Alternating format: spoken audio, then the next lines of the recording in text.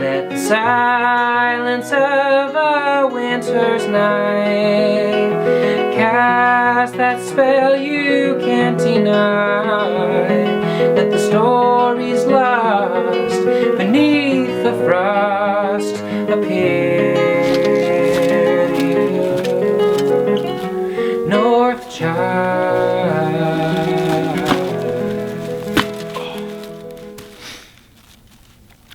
This will do. Time for a boil up. Gonna make some tea. I'm here for a reason. I'll get that reason in a moment. Gotta get some kindling first.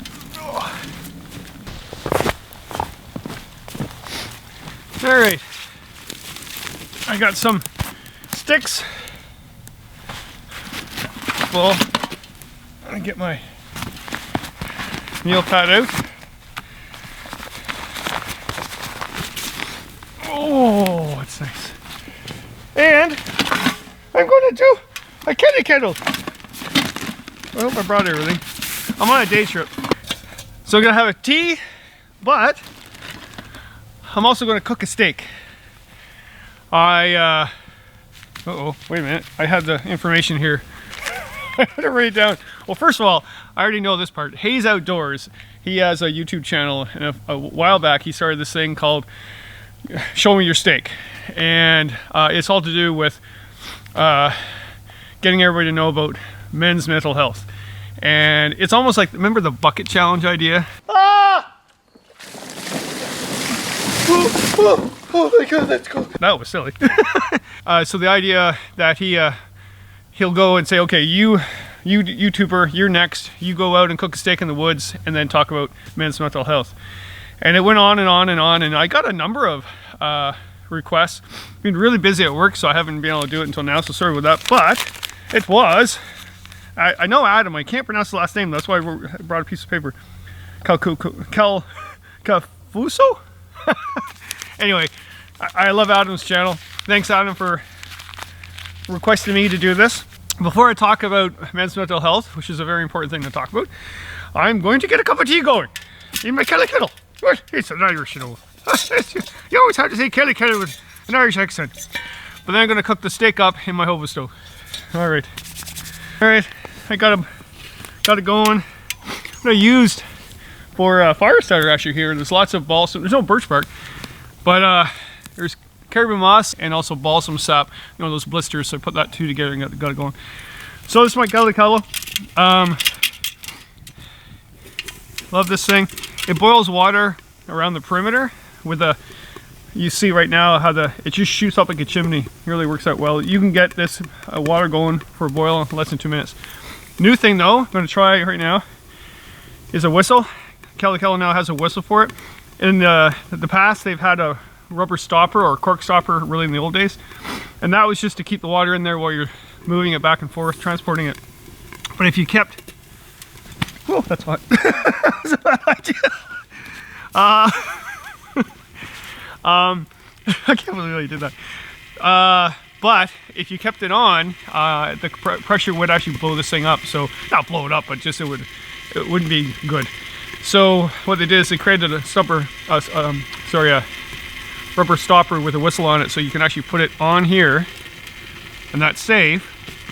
And then feed it, and when the water is boiled, it will whistle and let me know it's done.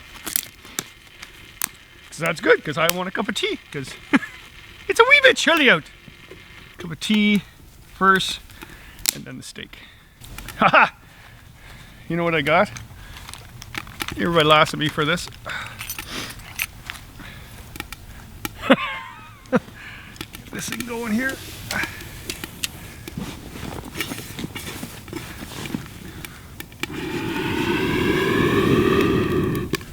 That works.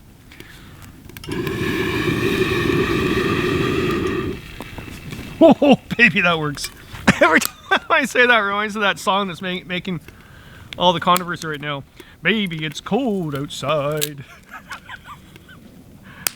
I don't know. Maybe too much controversy. I don't know. Sometimes it's good to shut off social media and just go out and make a cup of tea and a steak in the woods. Chill time. very simplistic out here. That's why I like it. No politics, no complications. The only thing you got to worry about is finding dry wood and making sure you brought your, I don't even know what this is called, but this is fantastic.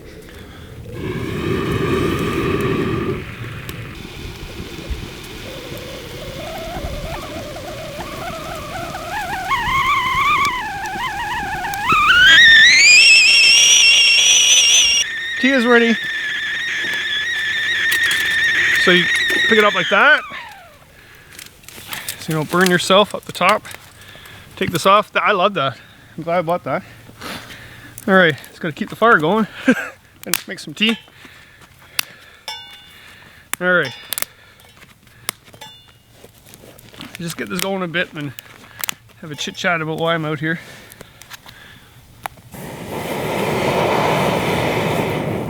So, where's my tea? Where's my tea? Okay.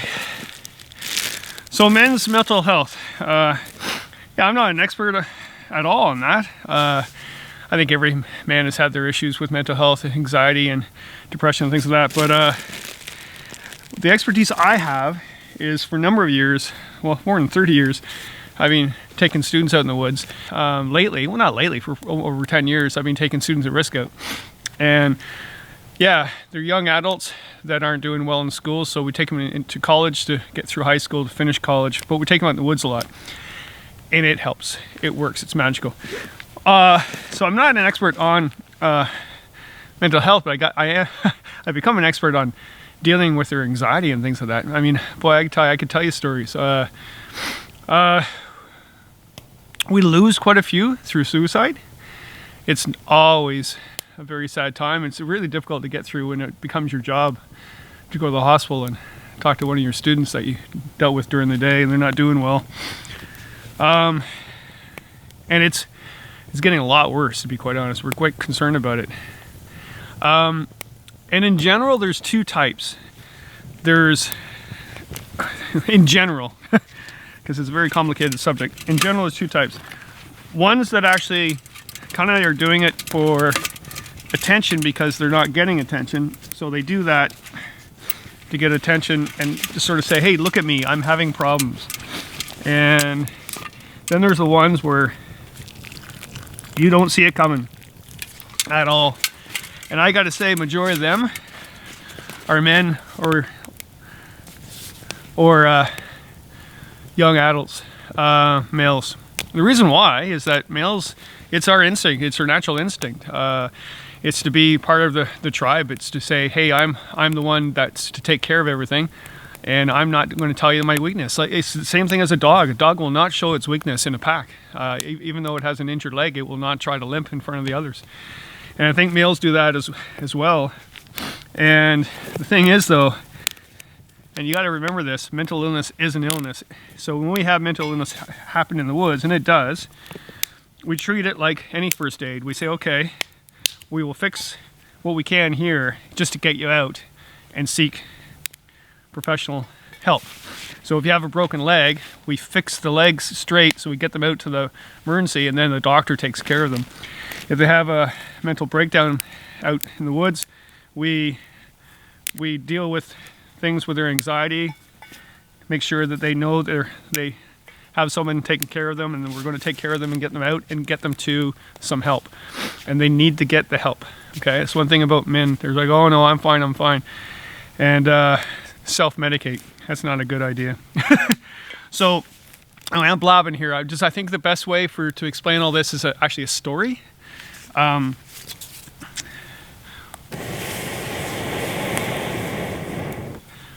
But first, I'm going to put the steak on. This is the hobo stove. I got to get a nice fire going with bigger sticks. Actually, I need bigger wood for this. So I'll be back. Good, I have a cup of tea first. Oh, I gotta love that. Oh, that's fantastic. Time to cook a steak. Oh. Wait a minute.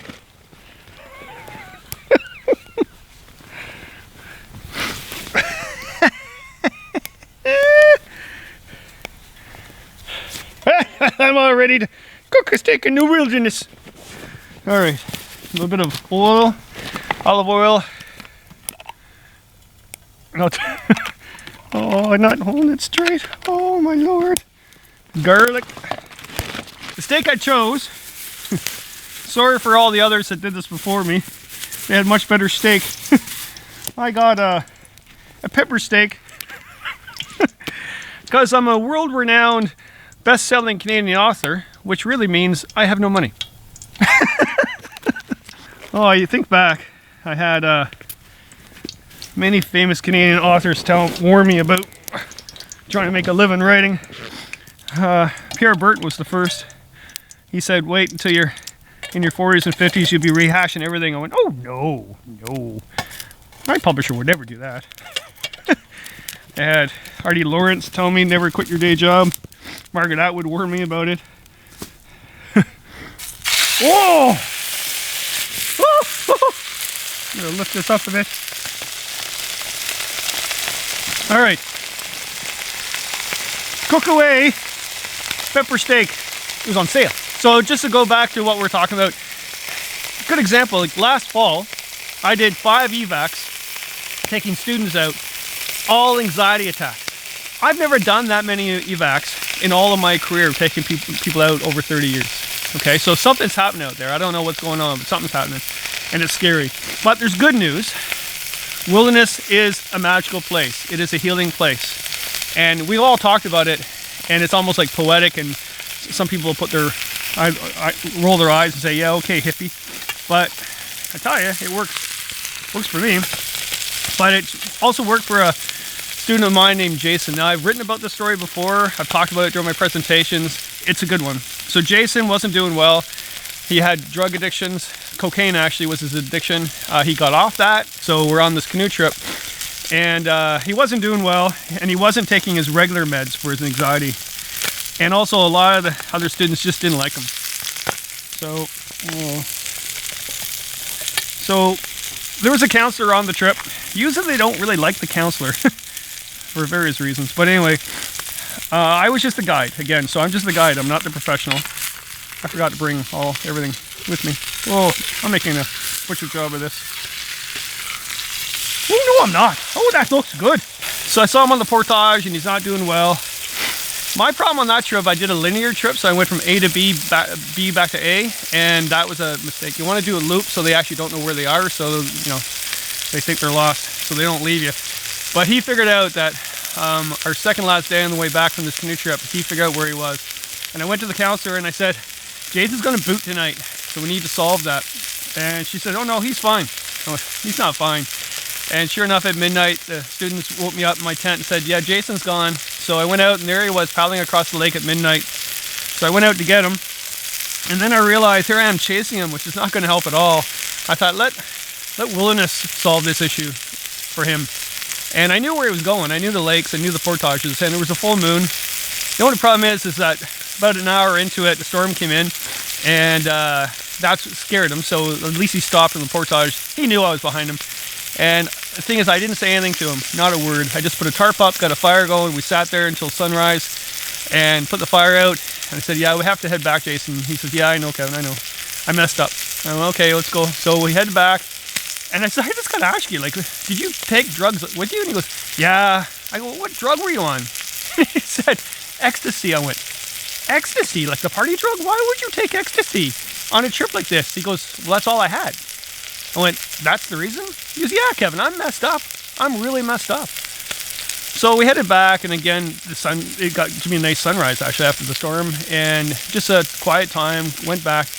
Here's the cool thing. So that was 3 years ago now? No, 4 years ago now. And he went and got clean, went into a outdoor leadership program at a college, and now he's taking students at risk out on trip in Algonquin. You can be healed. Okay? Jason did it, so can you. Seek help. Stop self-medicating and talk to someone. And admit that men can have mental illness. Thanks a lot for suggesting I do this. I'm glad I did it. It took me way too long, but it was nice to get out. The steak's almost done. I can show you me eating it, but it's just a pepper steak. not that bad. Oh, I forgot my garlic. Oh, jeez. Talk about anxiety.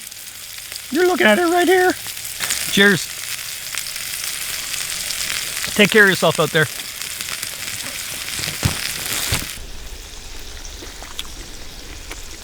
That's good.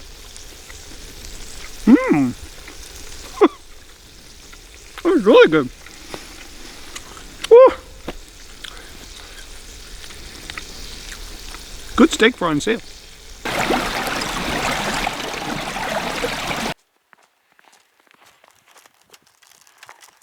I have a basket case.